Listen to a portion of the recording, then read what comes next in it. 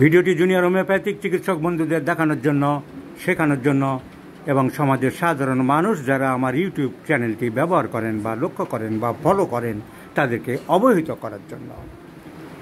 Stroke শব্দটা আমরা আমাদের সমাজে দৈনন্দিন জীবনে বারবার শুনে আসছি। কি গো বৌদি, পচাদার কি হয়েছে? আর বলো না, স্ট্রোক হয়েছে। শুনছি রাত দিন, সবাই শুনছে। What is a stroke?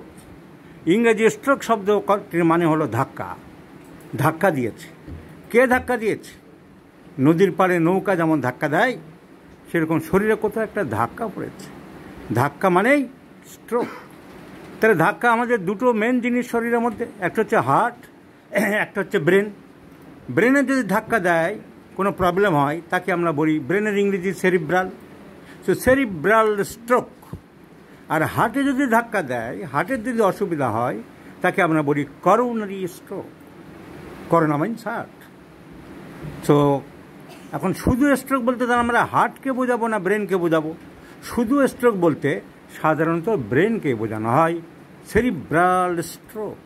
কারণ ব্রেনের এক ধাক্কায় মানুষ কুবোকাত হয়ে যায়। Brain is the higher centre of the body. মানুষের শরীরের সব থেকে হায়ার সেন্টার, সব থেকে উঁচু জায়গা, মানে সব থেকে তার মানুষের চলাফেরা, চিন্তা, ভাবনা, লার্নিং, ওয়াকিং, লাফিং, crying, memorizing, all the fine centres are within the brain. ব্রেনের মধ্যে সব ফাইন সেন্টারগুলো থাকে। আমি হাসবো, কাঁদবো, মনে রাখবো, শয়তানি করব, লোকের গাছের গোড়া কেটে দেবো, চিটফান্ড করে টাকা লুটবো, তো এই সমস্ত সব ব্রেন কন্ট্রোল করে। লোকের সামনে দাঁড়িয়ে বলবো, অন্যায় করলে আমাকে ফাঁসি দাও, এদিকে আমার যাতে না ডাক পড়ে আমি সুপ্রিম কোর্টে দৌড়াচ্ছি। এইসব নাটক, রহস্য, বাদ্রামো, চ্যাংরামো, চিটিংবাজি সব কিছু কন্ট্রোল করে brain. So brain is the higher centre of the cerebral cortex. ব্রেনের সব থেকে হায়ার পার্ট হলো, উল্টো বললাম, the higher centre of the brain is cerebral cortex. তো এই সেরিব্রাম যদি ডিস্টার্বড হয়, তাহলে মানুষের নানান রকম অবস্থা হয়। এখন ডিস্টার্বড হয় মানেটা কি? স্ট্রোক, ধাক্কাটা কী দেয়? ব্রেনের মধ্যে দুটো আর্টারি দুই দিক থেকে রক্ত সাপ্লাই দেওয়ার জন্য যাচ্ছে। শরীরের সামনের দিক থেকে যাচ্ছে, গলার এখান থেকে উঠছে ইন্টারনাল ক্যারোটিড আর্টারি, আর পিছন দিক দিয়ে উঠছে, ওই পিছন দিক দিয়ে উঠছে ভার্টিব্রাল আর্টারি। ভার্টিব্রাল পাশ দিয়ে গিয়ে উঠছে vertebral artery, which is the branch of the subclavian artery. আর internal carotid artery, which is the branch of the common carotid artery, সব আর্টস অফ অ্যাওর্টা থেকে যাচ্ছে। সেই ছবি আমি এখানে দেখাচ্ছি না, একটা ছবি আমি শুধু দেখাচ্ছি যে কীভাবে ভার্টিব্রাল আর্টারি পিছন দিক থেকে যাচ্ছে। এই হচ্ছে ভার্টিব্রাল আর্টারি, একটা বাম দিকের, একটা ডান দিকের। এই ভার্টিব্রাল আর্টারি মাথার পিছন দিক দিয়ে ব্রেনের মধ্যে ঢুকছে, আর সামনের দিক দিয়ে আসছে carotid artery, internal carotid artery. এই ক্যারোটিড আর্টারি অনেক ব্রাঞ্চ দিচ্ছে এদিক ওদিক, আর ভার্টিব্রাল আর্টারি অনেক ব্রাঞ্চ দিচ্ছে এদিক ওদিক। এই ব্রাঞ্চগুলো পরপর গায়ে গায়ে জুড়ে যাচ্ছে, জুড়ে একটা অ্যানাস্টোমোসিস হয়ে যাচ্ছে। সেই অ্যানাস্টোমোসিসটা ডেড বডির, মরা মানুষের খুলি থেকে ব্রেন বের করে কাটতে কাটতে এটা প্রথমে লক্ষ্য করেছিল কে? অ্যানাটমিস্ট উইলস। এদেশে নোংরামো চলছে, বাদ্রামো চলছে, ইত্রামো চলছে, নানান রকম চলছে, শুধু ফাইন আবিষ্কার নেই। আবিষ্কারের বেলায় সেই সব বাইরের দেশের মানুষগুলো। সো সার্কেলস অফ উইলস, এই জন্য একে বলা হয় সার্কেলস অফ উইলস। সাহেব দেখালেন যে ব্রেনের বেজ, ব্রেনের নিচে এই ক্যারোটিড আর্টারির ব্রাঞ্চ আর ভার্টিব্রাল আর্টারির ব্রাঞ্চ পরস্পরের চারিদিকে ব্রাঞ্চিং করে একটা সার্কেল তৈরি করছে। This circle is known as circles of Willis. ওনার নামে এটা দেওয়া হলো সার্কেলস অফ উইলস, কারণ উনি আবিষ্কার করলেন, উনি প্রথমে বের করলেন। তাই ওনাকে সম্মান জানানোর জন্যে অ্যানাটমি বই এটাকে বলা হয় this is the circles of Willis, doctor Willis discovered it. আর এখানে টেস্ট টিউব বেবি আবিষ্কার করতে গিয়ে প্রশ্নের পর প্রশ্ন, ইত্রামর পর ইত্রামর ঠালায় ডক্টর সুভাষ মুখোপাধ্যায়কে সুইসাইড করতে হয়েছে। এই হলো আমাদের দেশ আর পাশ্চাত্যের মধ্যে পার্থক্য। তাহলে এইখানে যদি কোনো জায়গায় রাপচার হয়ে যায়, কোনো একটা যদি রাপচার হয়ে যায়, তাহলে ব্লাড কলকল করে বেরোবে। পাইপ ফুটো হয়ে গেলে কি হয়? জলের পাইপ ফুটো হলে জল লিক করে কিনা? তাহলে শিরা যদি ছিঁড়ে যায়, কোনো একটা যদি আর্টারি কোনো এক জায়গায় ছিঁড়ে যায়, তাহলে কলকল করে রক্ত বেরোয়। যদি নাকের দিক থেকে কোনো একটা জায়গায় কানেকশান থাকে, নাক দিয়ে রক্ত বেরিয়ে যায়। তাই অনেকে বলে সাধারণভাবে যে তোমার নাক দিয়ে রক্ত বেরিয়ে গেছে মানে তুমি বেঁচে গেছো। বেঁচে গেছো মানেটা কি? তার রক্তটা ব্রেনে আর জমেনি। অনেক সময় কান দিয়ে বেরিয়ে যায়, নাক দিয়ে বেরিয়ে যায়। অ্যাক্সিডেন্ট হয়েছে, road accident, car accident, bike accident, motorcycle accident, তো এসব কারণে হতে পারে। কিংবা কোনো অ্যাক্সিডেন্ট বাইরের যানবাহনে নয়, শরীরের ভিতরে এমনি এমনি হতে পারে। কী করে হতে পারে? ব্লাড প্রেশার বেড়ে গিয়ে, প্রচুর পরিমাণে ব্লাড প্রেশার বেড়ে গেছে। ব্লাড প্রেশার মানে কি? ব্লাডের পরিমাণ বাড়ছে না, ব্লাডের ভলিউম বাড়ছে না। It is not the increased blood volume, but the flow of the blood, but the transmission of the blood, but the transport of the blood, এরা বেড়ে যাচ্ছে। তাহলে অতি দ্রুত বেগে ব্লাড চলাচল করছে। দ্রুত বেগে চলাচল করছে কেন? কারণ তার ভিতরে নানান রকম কেমিক্যাল জমে গেছে। কী কেমিক্যাল জমেছে? কোলেস্ট্রল জমেছে, পিগমেন্ট জমেছে, ট্রাইগ্লিসারাইড জমেছে, বাজে ফ্যাট, তৈলকণা। কাদের বেশি হয়? বাঙালিদের বেশি হয়। যারা তেল, ঝাল, ঘি, মশলা এসব প্রচুর পরিমাণে খায়, প্রচুর পরিমাণে মাংস খাচ্ছে, রেড মিট খাচ্ছে, তাদের মধ্যে এগুলো বেশি জমছে। কারণ এই মাংসের থেকে ফ্যাটগুলো জমে যাচ্ছে, সেই ফ্যাটগুলো হয়ে যাচ্ছে কোলেস্ট্রল, তারাই হয়ে যাচ্ছে ট্রাইগ্লিসারাইড। তারা রক্তের মধ্যে চলতে চলতে চলতে চলতে রক্তের প্রেশার বাড়িয়ে দিচ্ছে, রক্তের ঘনত্ব বাড়িয়ে দিচ্ছে। কোনো এক জায়গায় গুটলির মতন হয়ে লেগে লেগে গায়ে লেগে লেগে লেগে লেগে বল হয়ে যাচ্ছে। সেই বলগুলোর নাম হচ্ছে থ্রম্বাস।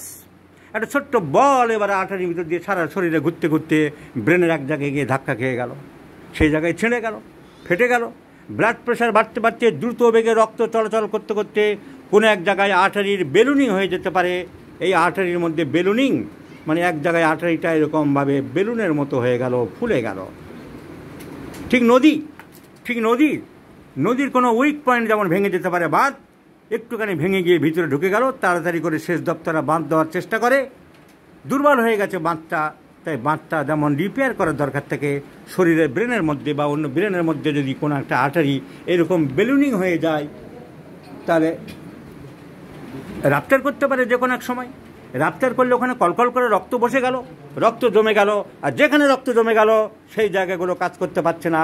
সেখান থেকে যে সমস্ত নার্ভগুলো বেরিয়েছে তার যা ফাংশন সেগুলো হবে না, কথা বলতে পারবে না, তোতলাবে, মুখ দিয়ে লালা বেরোবে, হাত তুলতে পারবে না, পা তুলতে পারবে না, চিন্তা করতে পারবে না, মনে রাখতে পারবে না, মেমোরি ফল করবে, ভিশন কমে যাবে। যে জায়গাটা ব্লাডটা জমবে, একটা মাঠের মধ্যে যদি ইট একটা পড়ে থাকে, তার নিচের ঘাসগুলোই খালি ডিফেক্টিভ হবে, ইটের বাইরের ঘাসগুলো বেঁচে থাকবে, সতেজ থাকবে। ঠিক তেমনি যেখানটায় রক্ত জমেছে সেই জায়গাটা, কার কতটা রক্ত জমেছে, কার কোন জায়গাটায় শিরা ছিঁড়ে গেছে, তার উপরে তার সিমটম ডেভেলপ করবে। তাই এক একজনের সিমটম এক এক রকম ডেভেলপ করে। গড়ে বেশিরভাগ ক্ষেত্রে দেখা গেছে ওই জায়গাটায় এইটুকু জায়গার মধ্যে যা আছে, memory area, thought area, controlling area, পায়খানা প্রস্রাব এসব কন্ট্রোল করার জায়গা, মনে রাখার জায়গা, কথা বলার জায়গা। তাই কথা বলতে পারে না, তাই তো করতে থাকে, তাই তার কথা বোঝা যায় না। তো defective speech, defective memory, cognitive defective, এসব হতে থাকে। কারণটা আমি বোঝালাম। What is the stroke and what the cause behind it. এই যে আইলা শব্দ এসেছিল মাঝখানে 2009 সালে, বা হোয়াট ইজ আইলা, একটা বিদেশি শব্দ, এরকম পৃথিবীতে বহুবার হয়েছে, বহু যুগে যুগে। এটা কি? এটা জলোচ্ছ্বাস। সমুদ্রের জল যখন দ্রুত বেগে নদীর মধ্যে ঢুকে গেছে, তাহলে কল করে প্রচুর পরিমাণে নর্মাল জ্বরের সময় যে জল আসে তার থেকে ডবল বেগে, 4 ডবল বেগে, 5 ডবল বেগে জল ঢুকছে। বাঁধ ছাপিয়ে জল পড়ে যাবে, হু করে বেরিয়ে যাবে। বাঁধ ভেঙে ছাপিয়ে কল করে চারিদিকে সমতল ভূমি, ধান ক্ষেত, মানুষের ঘর বাড়ি সব ভাসিয়ে নিয়ে যায়। ঠিক তেমনি একই ব্যাপার, শিরা ছিঁড়ে গেছে, রক্ত ছিঁড়ে গেছে। ছিঁড়ে গেলে যে তার নর্মাল জায়গায় যাতায়াত করতে হতো সে চারিদিকে পড়ে গিয়েছে। তাহলে ব্লাড প্রেশার বেড়ে যাওয়া আর স্ট্রোক মানে সেই আইলা। আর ব্লাড প্রেশার কমে যাওয়া বা হাইপোটেনশন হচ্ছে উল্টো। বনগার দিকে রিছামতি নদী, জল নেই, চাষ করতে পারছে না, নদীতে লোকে ডুবতে পারছে না। তার কারণ তার সোর্স থেকে আর জল আসছে না। ইছামতি নদী যেমন রানাঘাটের ওখানে গঙ্গা থেকে হয়েছিল, মাছ দিয়ে এসছিল, ওখানে ব্রিজ ট্রিজ করে সব ভেঙে চুরে ইট পড়ে আছে, আর জল আসতে পারছে না। তাহলে শুকিয়ে যাচ্ছে, মরে যাচ্ছে নদী। ব্লাড চলছে না, উল্টো ব্লাডের ভিতরে কম্পোজিশন নেই, তাই উল্টে লবণ খেতে বলা হয় যে তোমার ব্লাডের ভিতর যে কম্পোজিশন থাকার কথা তা কমে গেছে, ব্লাডের গতি নেই, ব্লাডের প্রকৃতি নেই, ব্লাডের চলাচল করার রাস্তা নেই, চলাচল করার উদ্দামতা নেই। আমি তাই করি ভাই, যখন চাহে মন যা, সেই জিনিস আর হচ্ছে না। দ্যাট ইজ হাইপোটেনশন, উল্টো শুকিয়ে যাচ্ছে। অনেকে বলে প্রেশার কম থাকা ভালো, ভালো কি? শুধু উল্টো, আরও খারাপ। ব্রেনে রক্ত পাচ্ছে না, তার মেমোরি সে কাজ করতে পারছে না, সে হাঁপিয়ে উঠছে, সে এনার্জি পাচ্ছে না।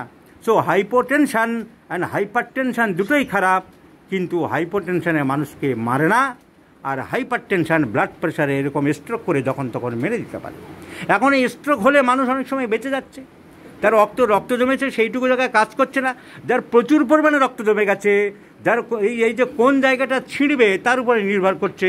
তার যদি মেন আর্টারি ছিঁড়ে যায়, প্রচুর পরিমাণে রক্ত জমে গেছে, অল্প স্বল্প নয়, তাহলে তারা বাঁচানো যাবে না, সে ফার্স্ট স্ট্রোকেই মরে যেতে পারে। সো ডেথ উইদাউট ওয়ার্নিং, আর ওয়ার্নিং থাকলো না। অনেক বলে যে একটা স্ট্রোকেই মারা গেছে, that is death without warning. বড় জায়গায় ছিঁড়ে গেছে, প্রচুর রক্ত জমে গেছে। Now what is the mode of homeopathic treatment in this? Homeopath এই জন্য রোগটাকে বলা হয়, নতুন নাম দেওয়া হয়েছে সিভিএ। এখন আর সেরিব্রাল স্ট্রোক বলে না, মেডিকেল সায়েন্সে এখন বলা হয় সিভিএ, কার্ডিওভাস্কুলার অ্যাক্সিডেন্ট। কারণ এটা অ্যাক্সিডেন্ট হয়েছে কোথায়? কার্ডিওভাস্কুলার, ওই লাইনে হার্ট এবং হার্টের থেকে যে ব্লাড ভেসেলস বেরোচ্ছে তাদের সিস্টেমের মধ্যে, নার্ভের মধ্যে নয়, মাসেলের মধ্যে নয়, ডাইজেস্টিভ সিস্টেমের মধ্যে নয়, রেসপিরেটরি সিস্টেমের মধ্যে নয়, ইউরিনারি সিস্টেমের মধ্যে নয়, হার্ট এবং ব্লাড ভেসেলসের ওই লাইনের মধ্যে একটা অ্যাক্সিডেন্ট হয়ে গেছে। যে অ্যাক্সিডেন্ট হওয়াটা উচিত ছিল না, কিন্তু অ্যাক্সিডেন্ট হয়ে গেছে, হঠাৎ করে দুর্ঘটনা ঘটে গেছে। সো কার্ডিওভাস্কুলার অ্যাক্সিডেন্ট বা সিভিএ।